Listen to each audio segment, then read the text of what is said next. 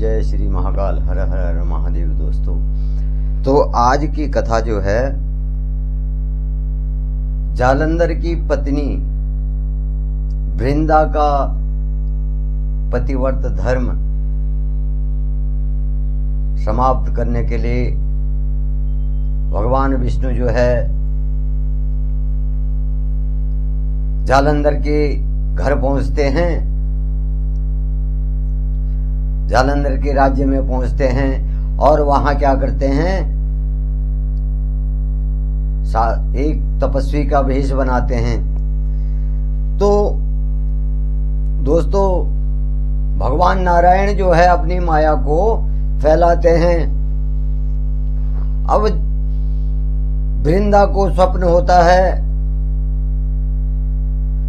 कि उसका पति जो है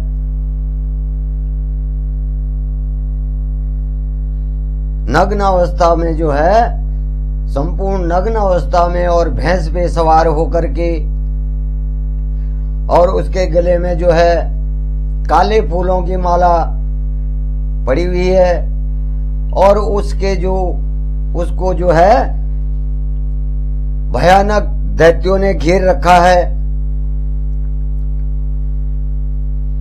और उनके साथ में जो है भयंकर जो जीव जंतु हैं वो भी उसको चारों तरफ से घेर के खड़े हो रखे हैं। और यह देख करके जो है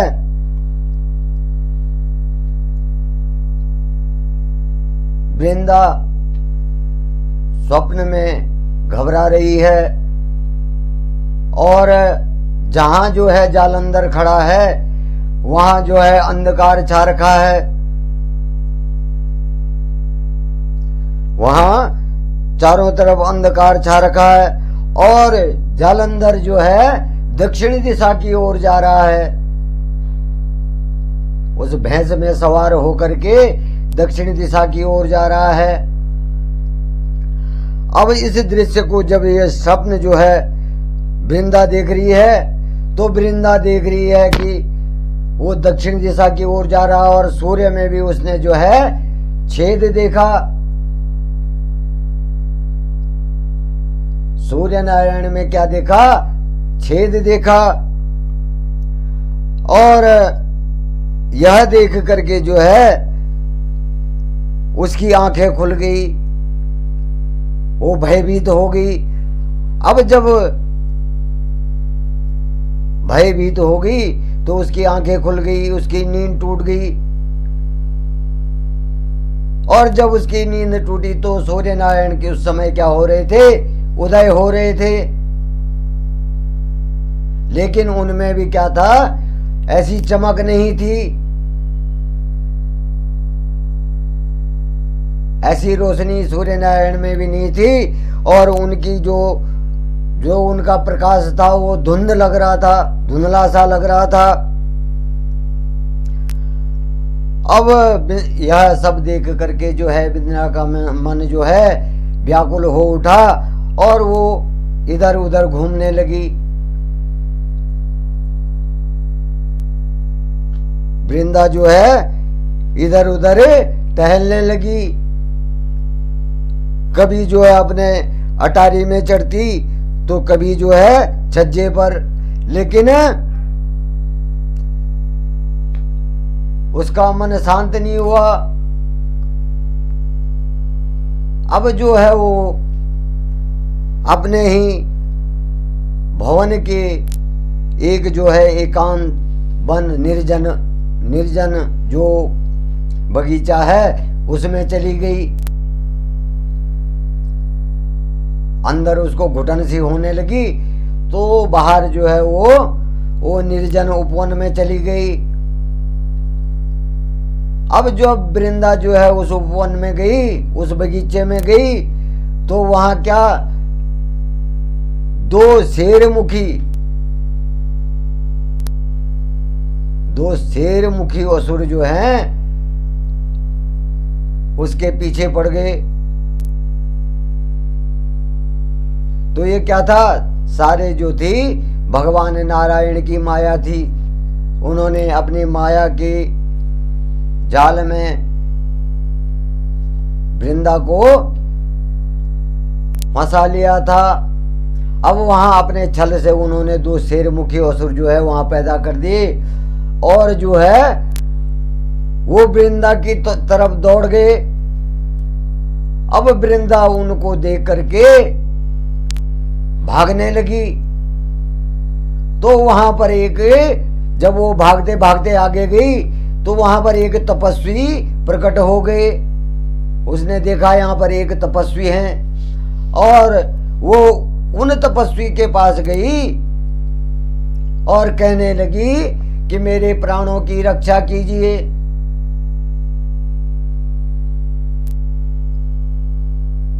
तो उन तपस्वी ने क्या करा, अपने कमंडल से जो है जल निकाला और उन राक्षसों की तरफ को फेंक दिया और वो राक्षस वहां से गायब हो गए।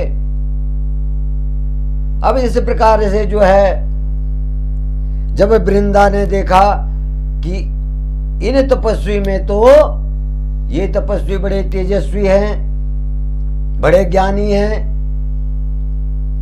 तो वृंदा ने तब कहा कि हे मुनिवर, मेरे पति जालंधर का कोई समाचार नहीं है, तो उनके बारे में मुझे बताइए। अब इस पर भगवान नारायण कहते हैं कि हे वृंदा, तुम्हारा पति दैत्यराज असुर जो है युद्ध में मारा गया है।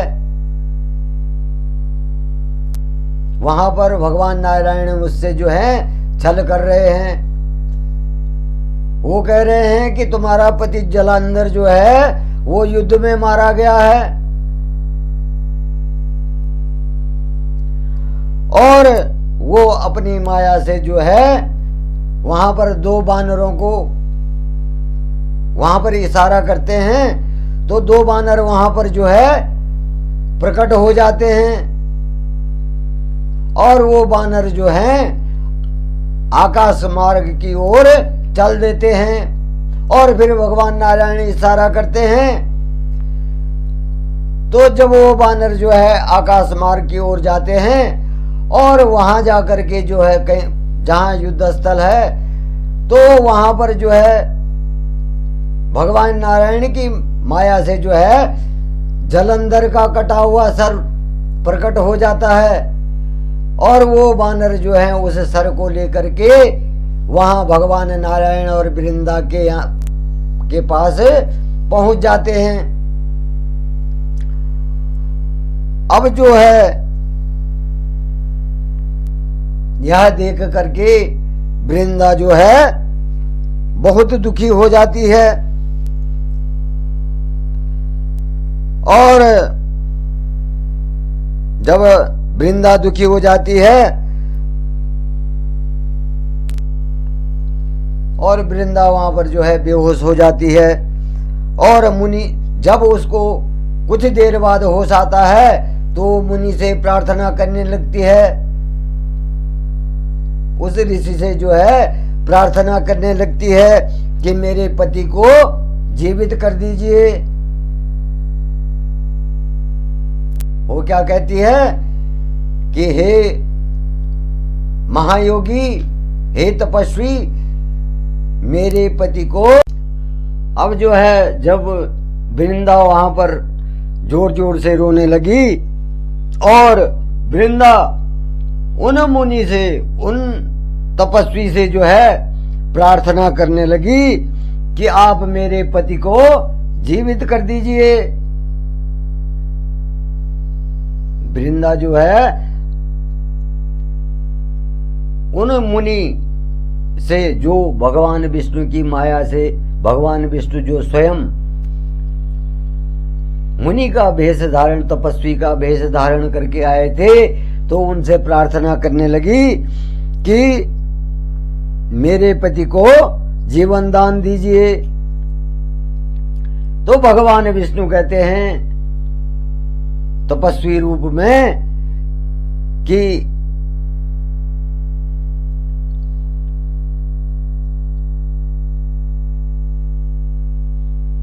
मैं तुम्हारे पति को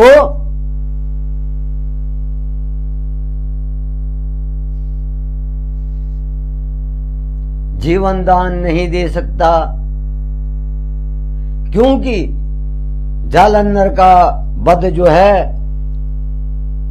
श्री महाकाल भगवान शिव ने किया है, और मैं उनके जो हूं विपरीत, उनकी आज्ञा के विपरीत नहीं जा सकता। और अगर मैं तुम्हारे पति को जीवन दान दे दूंगा तो ये क्या होगा, देवादिदेव महादेव भगवान शिव का विरोध करना होगा।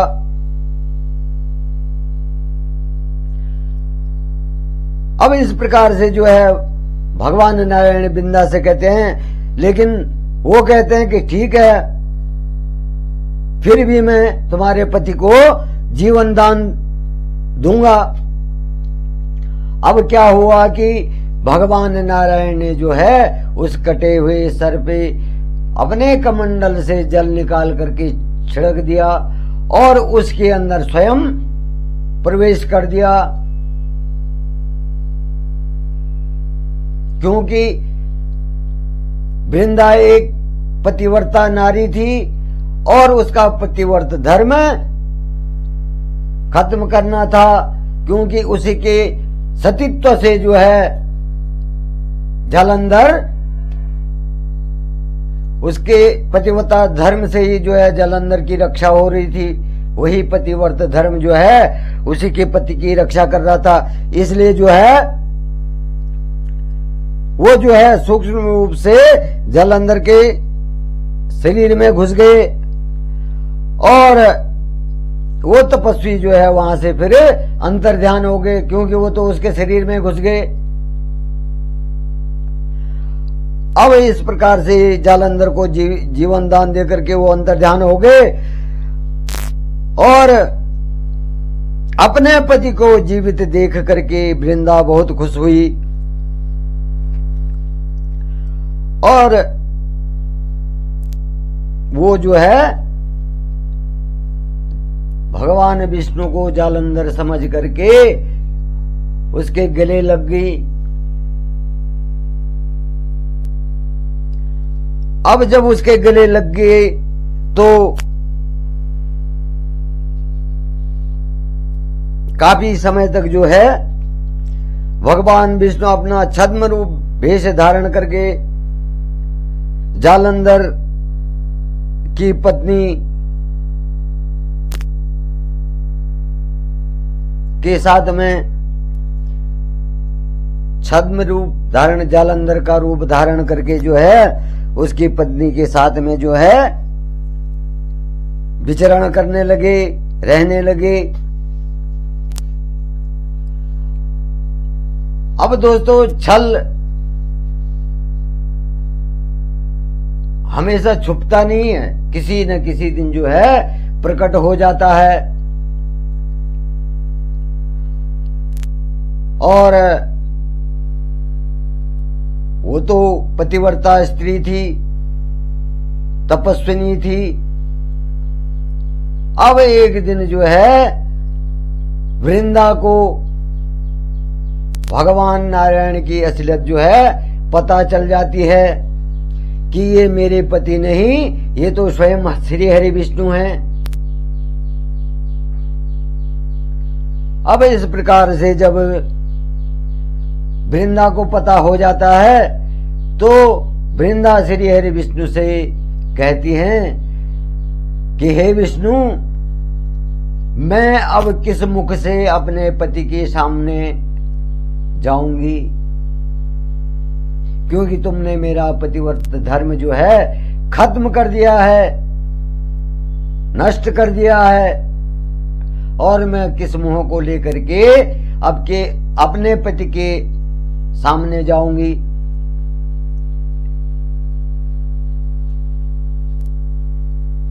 और अब मुझे जो है जीवित रहने का कोई अधिकार नहीं है और मैं अपने पति के सामने नहीं जा सकती हूं। परंतु जिस छल का तुमने मेरे साथ में जो छल किया है, जिस छल का उपयोग किया है, तो मैं तुम्हें श्राप देती हूं।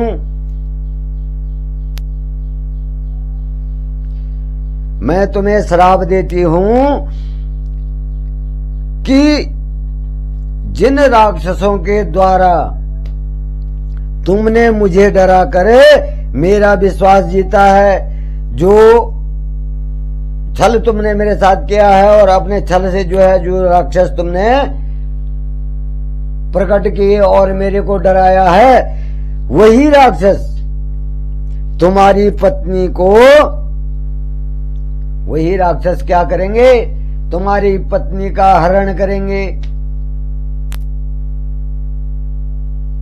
तो दोस्तों यहां पर ये रामायण की भगवान शिव के द्वारा जो रचना हो रही है, तो वही जो है रामायण की कथा है। वो रचना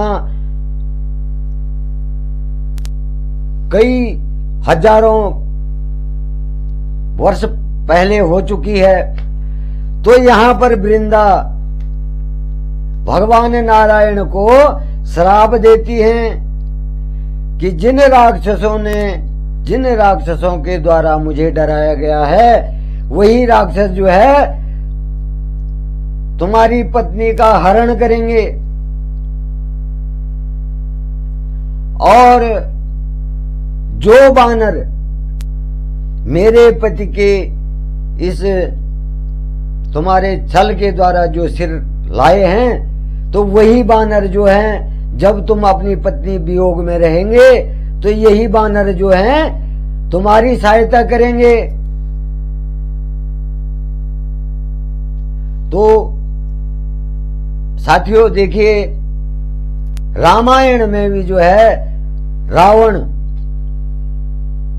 माता सीता का हरण कर लेता है और हनुमान जी और सुग्रीव ये दोनों जो है भगवान राम की जो है मदद करते हैं। तो वृंदा का जो श्राप था भगवान विष्णु को, वो रामायण में भी रामायण की रचना जो हुई है उसी आधार पर हुई है। तो इस प्रकार से जो है अब वृंदा कह रही है कि मेरा जो अगला जन्म होगा वो तुलसी के रूप में होगा। अगर मैं सच्ची पतिव्रता सतत्व वाली नारी रही तो मेरा जन्म पुनर्जन्म क्या होगा, तुलसी के रूप में होगा। मैं तुलसी रूप में जन्म लूंगी और मेरी औषधि से, मेरी संजीवनी शक्ति से जो है कई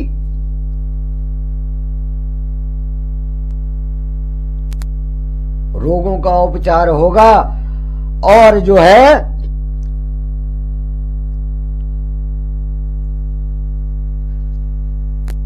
मैं संजीवनी रूप में जो हूं उत्पन्न होंगी तुलसी रूप में जो है, और यही जो है यही मेरी जो है पतिव्रता धर्म का क्या होगा, प्रमाण होगा। जो मैं तुलसी रूप में संजीवनी के रूप में जो हूं जन्म लूंगी तो यही क्या होगा, मेरे सतीत्व का प्रमाण होगा, मेरे पतिव्रत धर्म का प्रमाण होगा। अब भगवान श्री हरि विष्णु को इस प्रकार का श्राप दे करके जो है असुर श्रेष्ठ जालंधर की पत्नी ने क्या कर, वृंदा ने क्या कर दिया, अग्नि में प्रवेश कर लिया। अब वृंदा ने जो है जब उनका पतिव्रत धर्म जो है भंग हो गया तो वृंदा ने भगवान नारायण को श्राप दे करके और अग्नि में प्रवेश कर लिया और वहां अग्नि में जो है अपने प्राणों की आहुति दे दी। उस अग्नि में जो है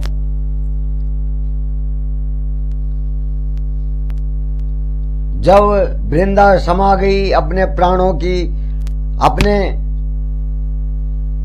शरीर की आहुति जब जो है अग्नि में दे दी, तो वृंदा का जो अग्नि में प्रवेश करने का समय था, उसी समय जो है उस अग्नि से क्या होता है, एक तेज प्रकट होता है और वो मां पार्वती के शरीर में समा जाता है। वो प्रकाश पुंज जो है मां पार्वती के शरीर में समा जाता है। तो इस प्रकार से जो है भगवान नारायण जो है माता पार्वती का बदला लेने के लिए क्या है, वृंदा का सतीत्व भंग करते हैं, पतिव्रता धर्म भंग करते हैं। तो आज की कथा जो है मैं यहीं पे समाप्त करता हूं और इससे आगे की कथा जो है कल जालंधर के वध की कथा जो है मैं आपके सामने कल रखूंगा। जय श्री महाकाल, हर हर हर महादेव।